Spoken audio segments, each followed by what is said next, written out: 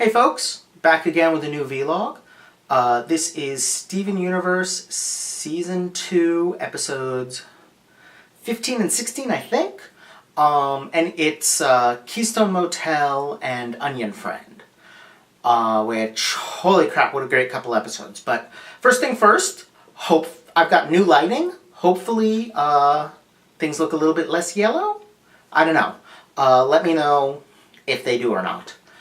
Otherwise, let's just jump right in. I'm going to resist talking about Onion Friend to go through Keystone Motel, which was great. It was great seeing Ruby and Sapphire interacting with one another. We usually, don't get to see that because it's Garnet, but having them kind of disagreeing so strongly that they separate was great. I particularly loved the depiction of Sapphire because Sapphire is, in this episode at least, depicted as sort of, for lack of a better term, Spock-like.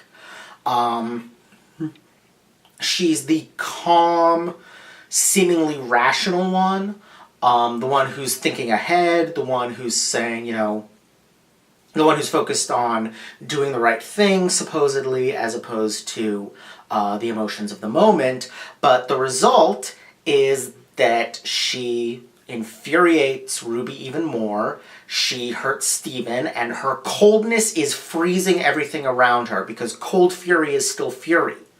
I love that. I love that because she's not being rational at all. She is furious. She's just expressing it differently. And she's treating the way she expresses it as if that's somehow superior to the way Ruby expresses it, when it's not. It's just two different ways of expressing it. They're both destructive and harmful to the people around them. And I love that because, of course, that's how it always is with the, more rational than thou crowd.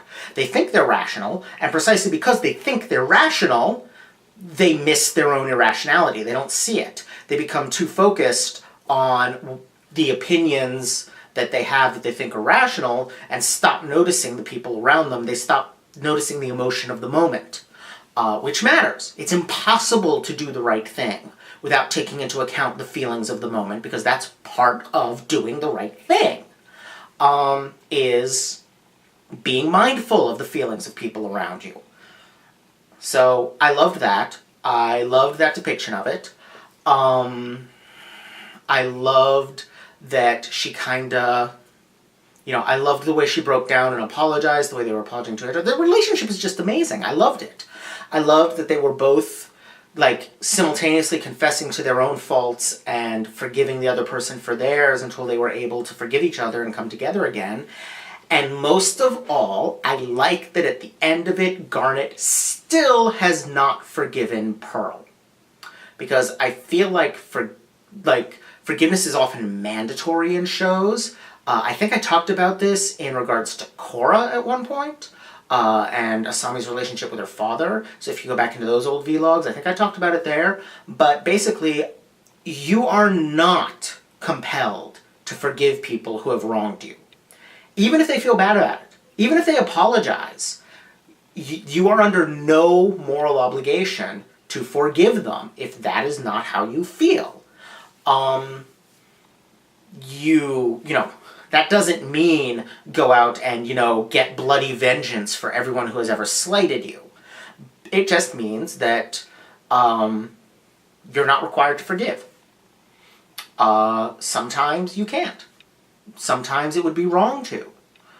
And sometimes it's just not something you're ready to do at this moment, and that's okay. And I love that it's okay in this episode that they're making this a thing, because in Onion Friend, it's still ongoing, and we get to see Amethyst being, upset by it. So I'm going to move on to Onion Friend, because of the two, that's actually the one that made the bigger impression on me. Because as I kept shouting during watching it, and I really wish I could record reactions, because that would have been a good one, I think. I know my friend Vega is visiting at the moment, and she was laughing at the way I was reacting to that episode because I was responding to it like it was a horror movie, because it is.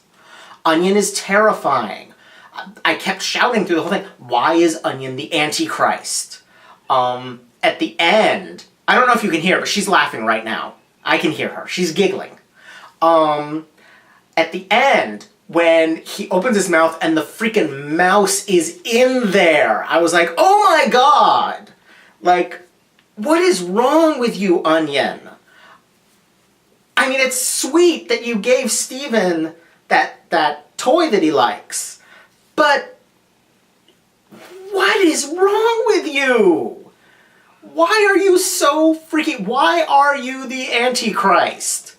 Like, he's like Rosemary's Baby. You know, he's just... In fact, he's a lot like Rosemary's Baby. He's got the really pale hair and the weird, like, serene attitude, and he's utterly terrifying. I actually think maybe that's an influence. Really makes you wonder where he came from. But I love the backstory on Vidalia. Unless I'm mistaken, wasn't she the woman that, was it? Okay, yeah, no, I think they mentioned him in the episode. I think Marty was Greg's manager. And Vidalia was the woman that was, like, kind of dressed kind of punk. And he was clearly about to go sleep with. Okay, so yeah. That was kind of seeded earlier. That's kind of cool. But I love that we get this whole exploration of, like, this old friendship that Amethyst had, and how attached she is to this old friend, even though they haven't seen each other in years, which is a little odd given how close they live to each other, but I guess maybe if they lost track of each other and then came back to Beach City separately from one another and didn't know the other had come back. It seems kind of weird to me, though, that Vidalia wouldn't know that the crystal gems were in town. She seems to have been pretty aware of that, so I'm wondering a little why she seemingly must have been avoiding Amethyst. But regardless, I like their old friendship. I like the idea that each of them saw the other as this, like, free, uninhibited person that they wanted to be like. Because Amethyst, you know, as being the amorphous one, she's often imitating something else.